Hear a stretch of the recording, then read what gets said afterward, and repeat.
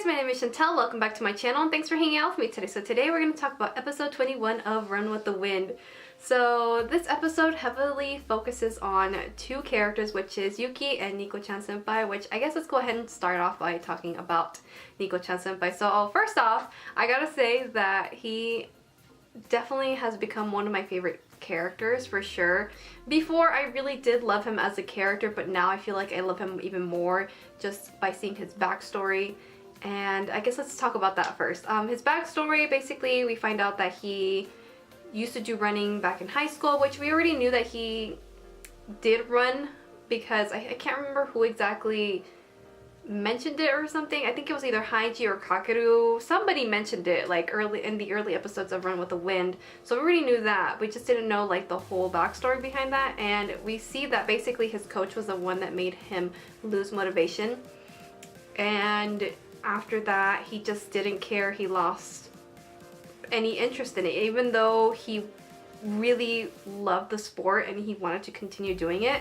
He just, because of that interaction, lost all motivation to do it. I really loved seeing him run in this episode because you can really see just how much fun Nico-chan senpai was having, and he could be himself and just really enjoy everything and enjoy the moment. And I was so happy for him. I really liked seeing him just having fun. Like, that's the whole point of it. Like, that's like, I don't know, like it was just so beautiful to see that he was just having fun and doing his own thing.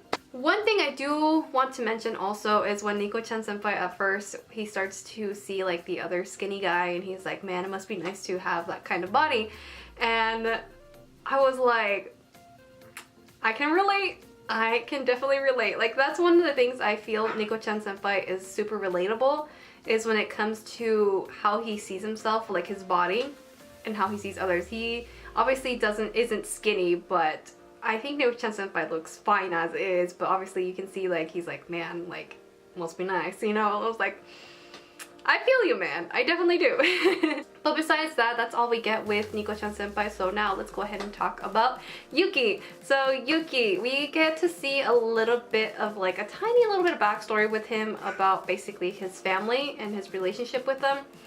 So we already knew that he wasn't so close with his family. So his mom ended up getting remarried, which we knew. And on top of that, his mom also told him, hey, you're also going to have a little sister. She basically dropped these two major things on him like out of nowhere, because Yuki looks like he didn't expect any of this at all. And I'm like, oh snap, like that's a lot to take in. So I definitely understand why Yuki reacted the way that he did, because you can tell like in that moment he was just kind of angry. And I kind of wish they would have like dived in a little bit more about that, because I feel like we just got like a tiny glimpse of it and we really didn't get the full story, so that's kind of unfortunate. But other than that, I still really like that we got a little bit of time with Yuki. And the cute thing is that his family ends up showing up at his race and basically cheers him on. I thought that was really sweet because I didn't expect his family to show up, especially because he did have a phone call from his mom.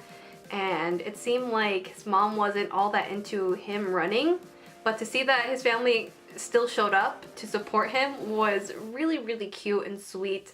And obviously Yuki didn't expect that at all, and in that moment he's just like running full speed. Like he was already doing really good, but I think after seeing his family, it just motivated him even more, and it was just, oh, it was so sweet. Which, by the way, Yuki, as I said earlier, he really did a good job with his section running. Like, it was really nice to see. Like, he was running really quick, and he basically got a glimpse of what Kakeru's world is like, and he started saying, you know, how lonely it was and how he kind of basically felt bad for Kakeru being like this alone, and he didn't like it.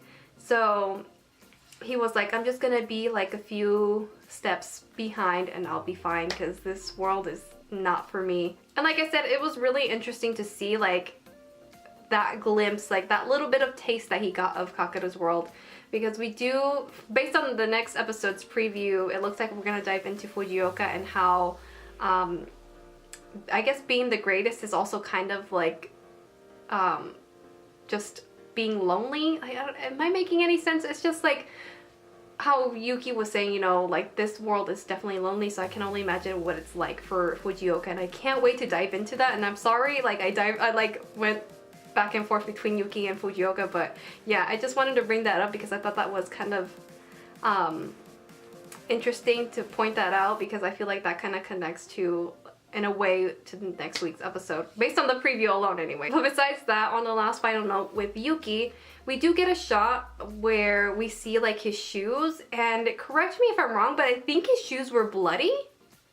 I don't know, which kind of surprised me to see, because you see like his purple shoes there, and then you see like splotches of red, and I'm like, wait, is this guy bleeding? Like, what's going on? Is he hurt? Like, what is going on? Like, did he get blisters? Like, I have so many questions. I just hope that Yuki is okay. I really don't know how else to explain that. I was just kind of shocked that I had to rewind that part again. I was like, wait, did I see that right?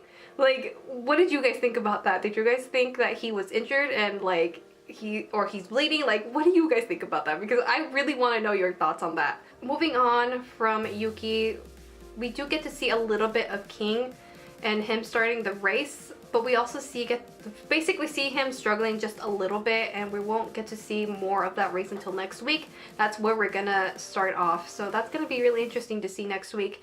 And like I said, there just really wasn't much to King because it was literally like the last few seconds of the episode. But I guess before I end this video, let's go ahead and talk about Kakeru and Fujioka. We do get a moment between these two, which is really interesting. I really liked seeing their interactions, and I don't know, I just like seeing that they both kind of see each other as rivals. I just really like seeing Kakeru being all like, oh, I'll beat you and your record, and then Fujioka's like, no, I'm gonna beat myself and you and my record. Like, I thought that was so fun to see. Like, I don't know, like that was interesting to see, like that interaction, and it just kind of made me happy that they both saw each other as rivals. So yeah, but besides that, I think that's everything I really wanted to talk about with this week's episode. That's all that there really was to it. Like, the main focus, as I said, was Yuki and Nico-chan senpai, which this episode really makes me love them even more. Yeah, so that is it for this week's episode, or video I should say, of Run with the Wind. I hope you guys enjoyed hearing me ramble on about this episode, and I will see you guys in my next video. Bye!